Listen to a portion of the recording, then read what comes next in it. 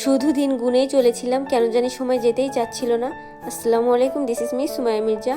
এখন ঘড়িতে বাজে 12টা 31। রাতে ঠিকঠাক ঘুম না হওয়ার কারণে প্রতিদিন আমার এই টাইমে উঠা লাগে, 12:30 1টা এই টাইমটা। আর আমার শাশুড়ি বাইরে থেকে দরজা আটকায় যায় যাতে আমি ঘুম থেকে না উঠি আর কাজ না করতে যাই। শেষ সময়গুলোতে আমাকে টোটালি কোনো কাজ করতে দেয়নি, ইনফ্যাক্ট রান্না বাড়া তো নাই। এতক্ষণে হয়তো আমার শাশুড়ি আমার রান্না বাড়া শেষ করা হয়ে গিয়েছে আর আমি মাত্র ঘুম থেকে উঠেছি। তো ঘুম থেকে উঠেই নিজের বিছানাটা ঠিক করছিলাম। আর বেডে যে বেডশিটটা দেখতে পাচ্ছেন, এটা জড়িয়ে আমার বাবার লাশ নিয়ে আসা হয়েছিল, তাই আমার মার কাছ থেকে এটা আমি রেখে দিই। আর ফ্রেশ হয়ে নাস্তা করে নিই। আর নাস্তাতে সবসময় আমি বেশিরভাগ পরোটা খেতাম। এরপর শাওয়ার নিয়ে নিই। শাওয়ার নেওয়ার পরে আমার দুপুরের যে নামাজ কোরআন এগুলো শেষ করি।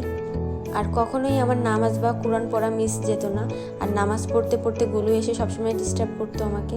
তারপর ওকে নিয়ে একটু হাঁটা চলা করি। সবুজ বাইরে থেকে এসে আমার জন্য খাবার রেডি করে এবং আমার বেডেই দিয়ে যায়, আমাকে বাইরে যেতে হয় না। আর আমি বেডে বসে খাবারটা শেষ করি।